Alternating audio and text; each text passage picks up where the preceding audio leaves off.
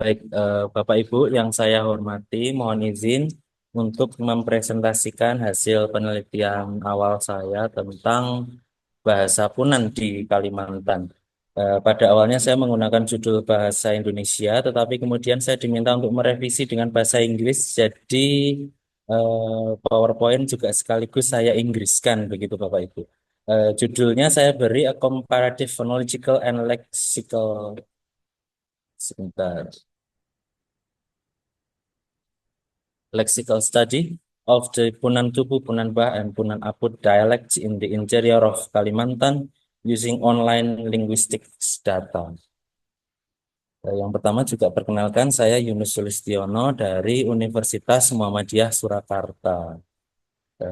Perkenalan dan latar belakang penelitian, saya tertarik untuk meneliti masyarakat Punan di Kalimantan Utara karena mereka adalah masyarakat nomadik yang terakhir kalau orang bilang di Kalimantan, dan mereka memiliki variasi linguistik yang cukup unik karena beberapa dialek belum ada yang terdokumentasikan dengan baik. Fokus penelitian saya antara lain adalah pada studi komparatif tiga dialek bahasa Punan, yaitu Punan Tubu, Punan Bah, dan Punan Aput. Saya juga melihat bagaimana keberagaman bahasa di lingkungan ini bisa berkontribusi terhadap perekonstruksian sejarah bahasa di dialek-dialek di Kalimantan. Kemudian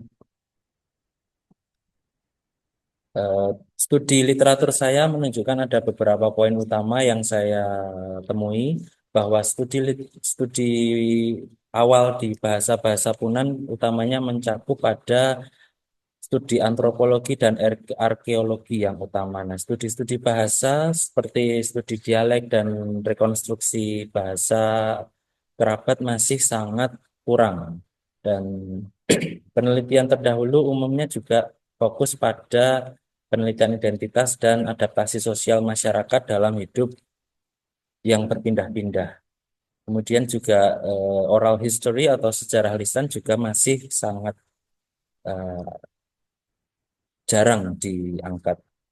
Kemudian di akhir-akhir ini ada beberapa studi seperti misalnya studi dari Ibu Antonia Soriente yang juga hari ini menjadi keynote speaker, juga tertarik untuk mengkaji dari studi genetis dan historical linguistics bahasa-bahasa Punan di Kalimantan Utara ini. Metode yang saya gunakan karena ini adalah studi awal saya terkait dengan bahasa Punan, saya menggunakan data bahasa yang tersedia secara daring.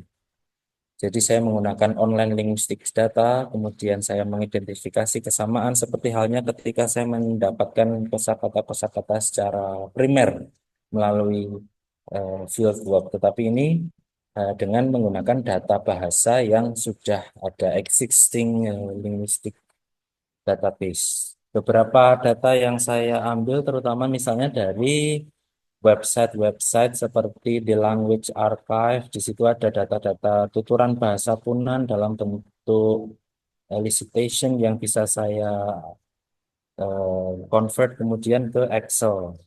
Kemudian ini juga ada di Languagepedia tentang bahasa Punan Batu. Kemudian ada dari Glottolog juga ada informasi terkait bahasa Punan. Kemudian juga ada ABVD, Austronesian Basic Vocabulary Database. Jadi data-data bahasa seperti yang tertera dalam layar ini saya jadikan acuan utama untuk menyusun makalah yang saya ajukan ini. Kemudian temuan yang saya dapatkan dari penelitian data bahasa daring ini, eh, mohon maaf saya terjemahkan dalam bahasa Inggris Bapak Ibu. Yang pertama tentang fonologi. Bahasa Punan memiliki bahasa Punan memiliki konsonan yang kebanyakan adalah pre-glottalized. Terima kasih.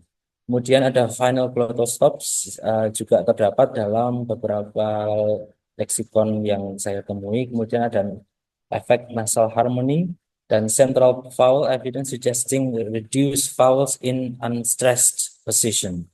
Kemudian ada final consonants yang juga lebih banyak dibandingkan dari bahasa Malay atau bahasa Iban. dan sedikit berbeda di bagian syllable structure-nya.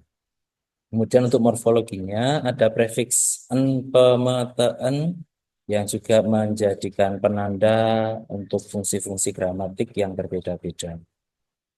Kemudian ada proses reduplikasi yang juga digunakan untuk menandai plurality dan juga menandai penekanan atau emphasis. Kemudian pe dan em penak prefiks-prefiks tersebut mengindikasikan causation atau sebab akibat yang juga berarti to make someone do something. Kausatif ya Bapak Ibu. The n infix appears in passive construction.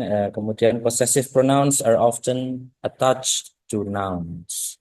Terkait dengan sintaks, bahasa Punan menggunakan word order bertipe SVO, tapi juga kadang-kadang membolehkan SOV patterns untuk muncul. Kemudian possession kepemilikan ditandai dengan nomina ditambah dengan possessor tanpa ada suffixes.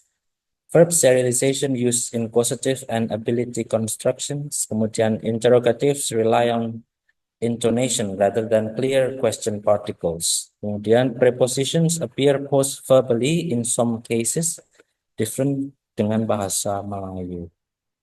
Nah, beberapa kata yang saya amati, misalnya ada kata darah yang juga termasuk eh, kosakata yang dianggap stabil karena muncul di hampir semua yang muncul di semua dialek. Kemudian kata seperti hidup, morib yang juga mengalami beberapa perubahan dan kata-kata sifat seperti black, eh, hitam yang juga menunjukkan variasi di ketiga dialek yang saya amati. Beberapa poin yang saya angkat di sini terkait dengan afiksasi, bahwa terdapat shared and distinctive pattern terkait afiksasi seperti halnya bahasa Melayu.